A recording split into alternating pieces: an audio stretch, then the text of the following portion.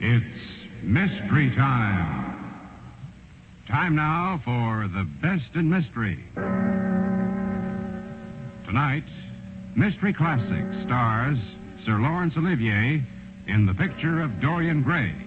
Every impulse that we strive to strangle broods in the mind and poisons us. The only way to get rid of a temptation is to yield to it.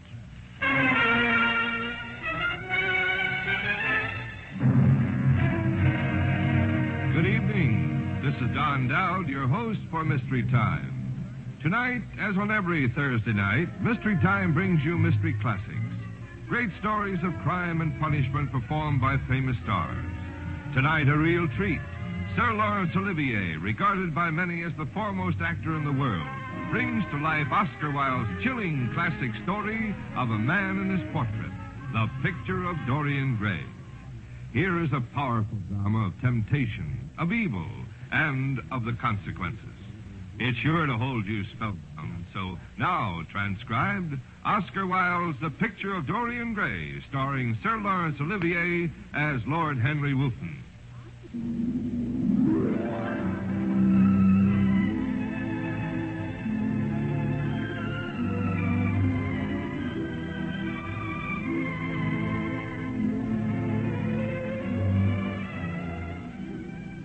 It was in Basil Hallward's studio that I first met Dorian Gray. Hallward and I had been friends at Oxford, and after a few lean years, he had emerged as one of London's most fashionable and successful painters. I dropped in to see him one afternoon and found him putting the finishing touches to his latest picture, the full-length portrait of a young man whose looks could only be described as beautiful. It's your best work, Basil. You must certainly send it next year to the program. The Academy is too large and too vulgar. I don't think I'll send it anywhere. I know you'll laugh at me, but I really can't exhibit it. I put too much of myself into it. Too much of yourself in it? I can't see any resemblance between you and this young Adonis. He looks as though he was made out of ivory and rose leaves. I sometimes wonder whether he isn't too good-looking. After all, there's a sort of fatality about all physical and intellectual distinction, and Dorian Gray's beauty is enough to... Dorian Gray, so that's his name. Yes, though I didn't intend to tell you. Why not? Oh, I can't explain. When I like people immensely, I never tell their name to anyone. It's like surrendering a part of them. I suppose you think that's foolish. Not at all, my dear Basil. You seem to forget that I'm married, and the one charm of marriage is that it makes a life of deception absolutely necessary to both parties. You know you don't believe that, Harry. You never say a moral thing and never do a wrong one. Your cynicism is simply a pose. Being natural is simply a pose. The most irritating pose I know. But tell me more about Mr. Dorian Gray. How often do you see him? Every day. He's all my art to me now. I see him in everything I paint. I suppose you would say he inspires me. I look forward to meeting him. I don't want you to meet him, Harry. I know you far too well. At the moment, Dorian's simple, sincere, and charming. I know just how it would amuse you to change all that. Make him hard and cynical and vicious, all that you like to think you are yourself. I don't want that to happen. I want to keep Dorian the way he is now, not only beautiful in looks, but in nature. Oh, come in, Dorian. This is Lord Henry Wotton, an Oxford friend of mine. How do you do, Lord Henry?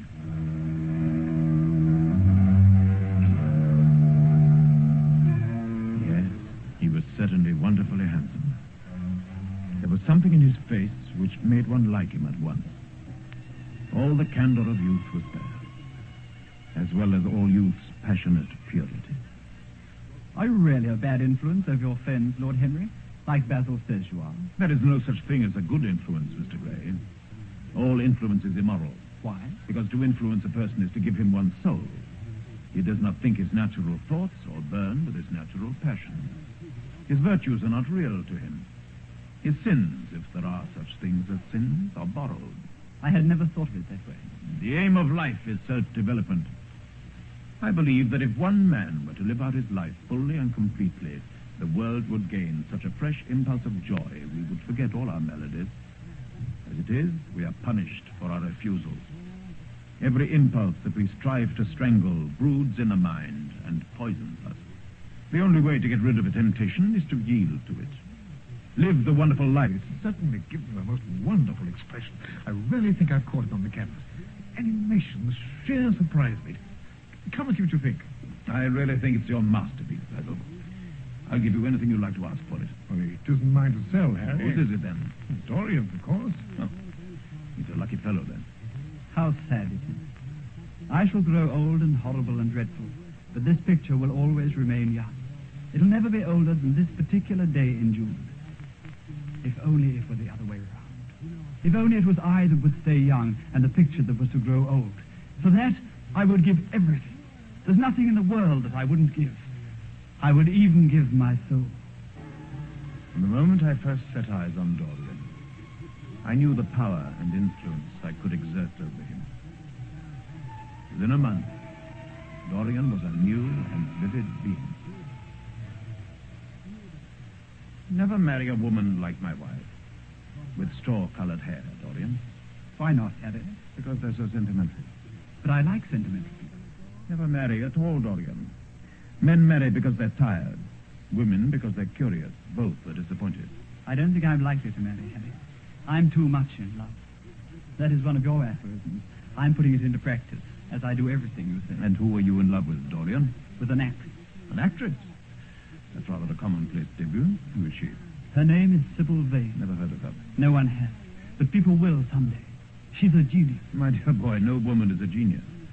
Women are a decorative sex. They never have anything to say, but they say it charmingly. Women represent the triumph of matter over mind, just as men represent the triumph of mind over mold. Harry, your view's terrifying. Never mind that. How long have you known her? About 3 weeks. It would never have happened if I hadn't met you. You filled me with a wild desire to know everything about life.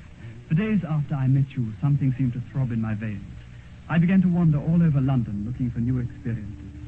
And I found her in a cheap little theatre in the East End. She was playing Juliet. I have never seen anything so exquisite. She is a wonderful actress. You've met her, I suppose. I see her every evening. Her and her mother, who plays in the same company. Their home, the theatre. Everything else is mean and ugly and squalid. But Sybil herself transmutes the world around her. She is the great passion of my life. You mean she's the first romance of your life? This is merely the beginning. Do you think my nature so shallow? My dear boy, the people who only love once in their lives are really the shallow people. What they call their loyalty and their fidelity, I call their lack of imagination. How horrid you are. I wish I had never told you about it. You couldn't help telling me, Dorian. You will always tell me everything you do.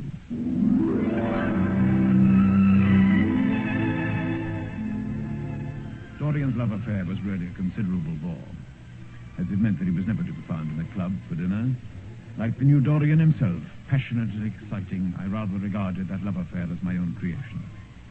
And I was perfectly sure that I could put a stop to it whenever I felt so disposed. When Dorian solemnly announced that he was going to marry the girl, therefore I felt that the time had come. I went with him to the theatre to see his Juliet, and a flatter, more uninspired bit of acting I'd never seen in my life. Even the gallery booed the poor girl.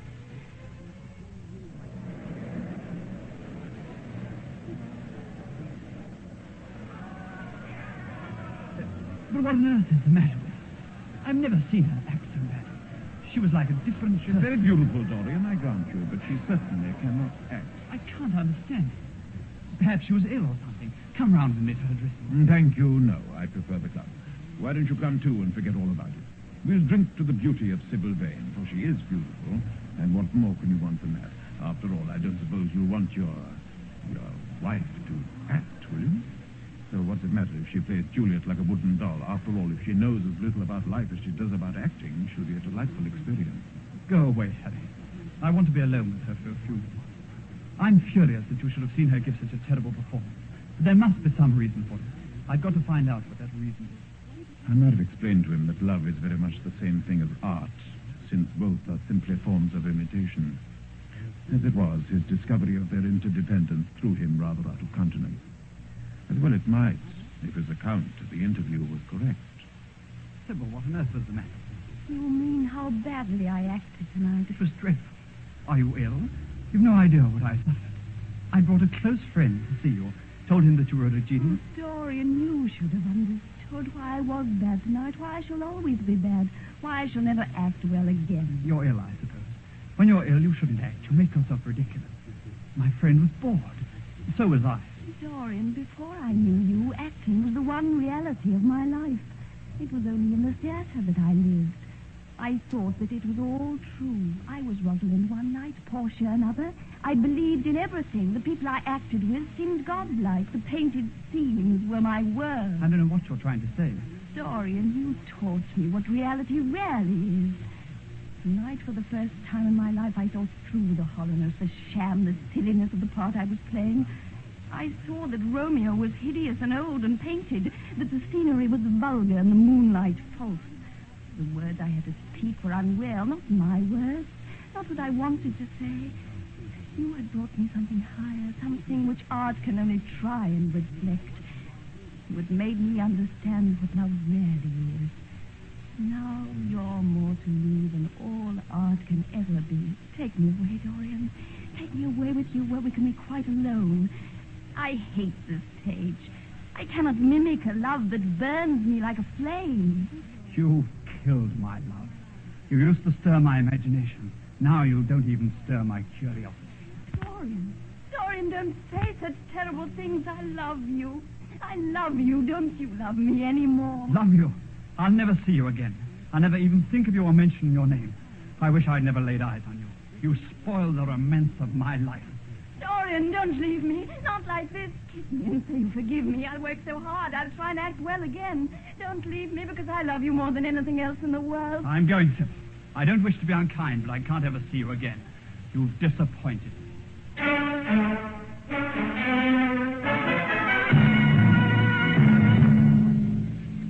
That night, Sybil Vane played her greatest tragic role, in earnest. She committed suicide. I was the first to bring the news to Dorian next morning, hoping that he would not be too desperately upset by it. I must admit that he wasn't. He took it with a surprising degree of calm, I thought. I'm glad you don't think me heartless, Harry. But I really must admit that this death doesn't affect me as it should. It seems to me to be simply like a wonderful ending to a wonderful play. It has all the terrible beauty of a Greek tragedy. A tragedy in which I took a leading part, but in which I've not been wounded. You're wise to take it so philosophically. Mourn for Ophelia, if you like. Put ashes on your head because Cordelia was strangled. But don't waste your tears over Sybil Vane. She was less real than they. We won't talk about it anymore. It's been a marvelous new experience, that's all. I wonder if life has any more in store for me. Life has everything in store for you, Dorian. With looks like yours, there's nothing you won't be able to do. But suppose I become old and haggard and wrinkled, Harry. What then? Then you may have to fight for your victories. As it is, they're given to you. No, Dorian, you must keep your good looks. By the way, where's your portrait? Used it not to hang on the wall there? Yes, sir. I sent it back to the picture frame. I wanted the frame altered.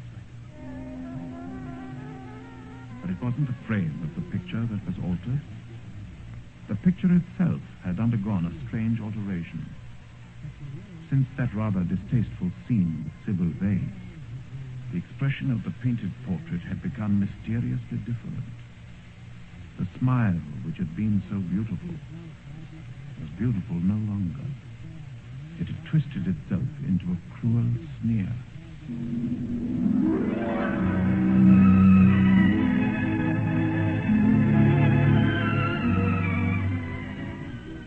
Dorian Gray's wish had been granted. The wish that he had uttered in Basil Hallward's studio. He had wished that he himself might remain young, and that the portrait might grow old. That his own beauty might be untarnished, and the face on the canvas bear the burden of his passions and his sins. That the painted image might be seared with the lines of suffering and thought, and that he might keep all the delicate bloom and the loveliness of his youth. And impossible as it seemed, the wish had been granted.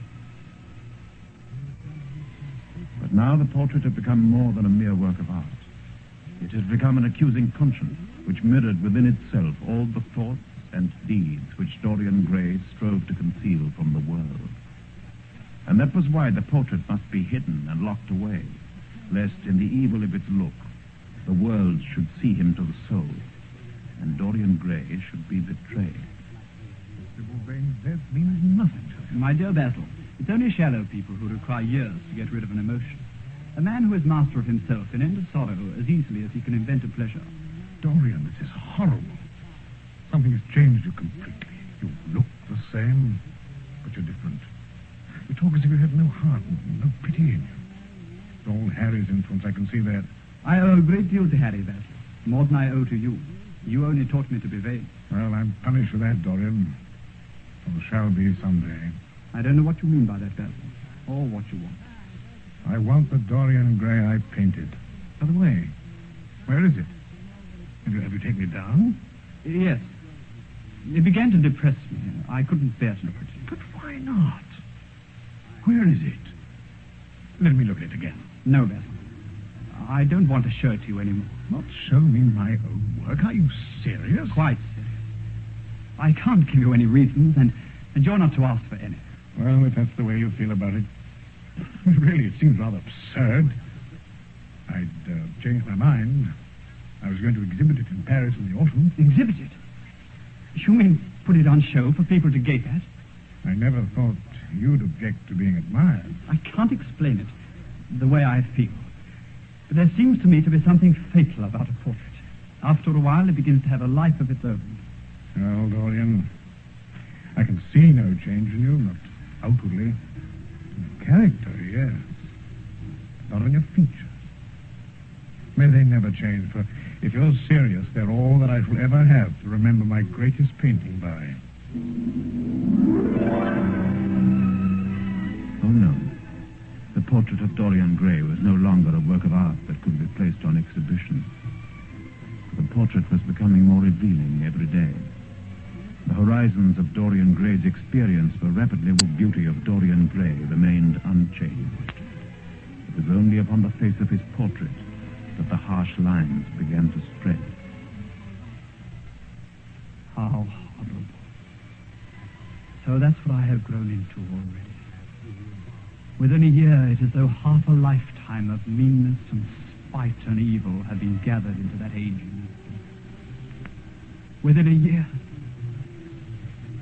and hour by hour, and week by week, the face is growing older. If it escapes the hideousness of sin, the hideousness of age is still in store for it. The cheeks will become hollow or flaccid. Yellow crow's feet will creep round the fading eyes and make them horrible. The hair will lose its brightness. The mouth will gape or droop, be foolish or gross, as mouths of old men are. Oh, it is more than horrible. It is desperate. Suppose that someone should find it here, break into the room, and see it for themselves.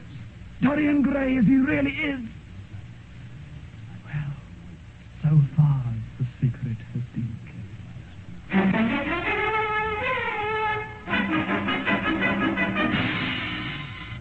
No, you must admit that I don't age very much, despite my excesses over the last 12 years. This is nothing to laugh about, Dorian.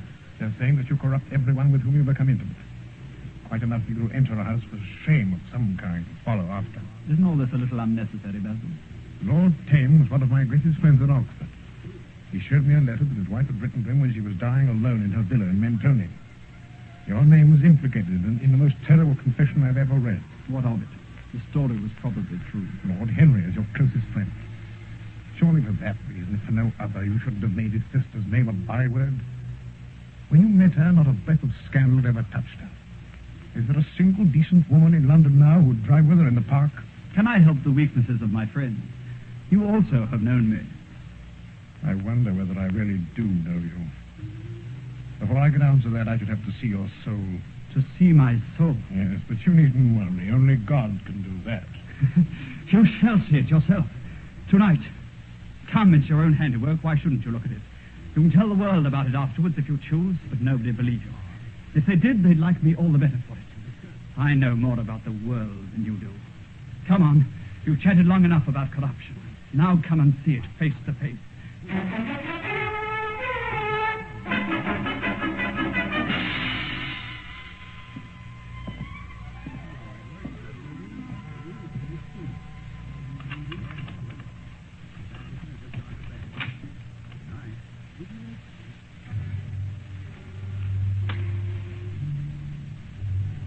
think that it's only God who sees the soul, Basil? Draw back that curtain and see mine. You're mad, Dorian. You won't? Then let me do it for you. No. Well, you recognize it? That is a picture of my soul. Years ago, when we first met, you flattered me and taught me to be vain about my looks. You introduced me to a friend of yours who explained to me the wonder of youth. Then you finished the portrait that revealed to me the wonder of beauty. In a mad moment, I made a wish. Perhaps you would call it a prayer. I remember it. Oh, how well I remember. That is the picture you painted. Things impossible. Mildew must have gotten the canvas. The paints I used had some mineral poison. I don't believe it's my picture. Why, can't you see your ideal in it? There was nothing evil in that, nothing shameful. You were to me such an ideal I shall never meet again. This leprous thing, Dorian, what a lesson, what an awful lesson. The lesson has come too late. It's never too late. Kneel down and pray. With my soul there, leering at me. My picture. But I thought you must have destroyed it. You are wrong. Your picture has destroyed me. Dorian, what are you doing? Put that knife down.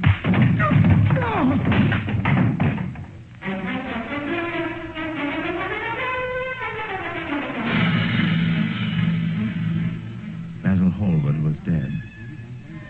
The uncontrollable feeling of hatred that had come over Dorian Gray might well have been whispered into his ear by the grinning face of the painting on the wall. The painting that had once been a picture of Dorian Gray. He would destroy it. Why had he kept it so long? Once it had given him pleasure to watch it changing and growing old. He had stood before it for hours, a silver mirror in his hand, comparing the hideous likeness with the image of his own perfect beauty. The very sharpness of the contrast had once quickened his sense of delight. But now he felt no such pleasure. The picture had become no more than an accusing conscience to him. And he would destroy it. There on the floor beside the body was the knife with which he had just committed murder. As it had killed the painter, so it would kill the painter's...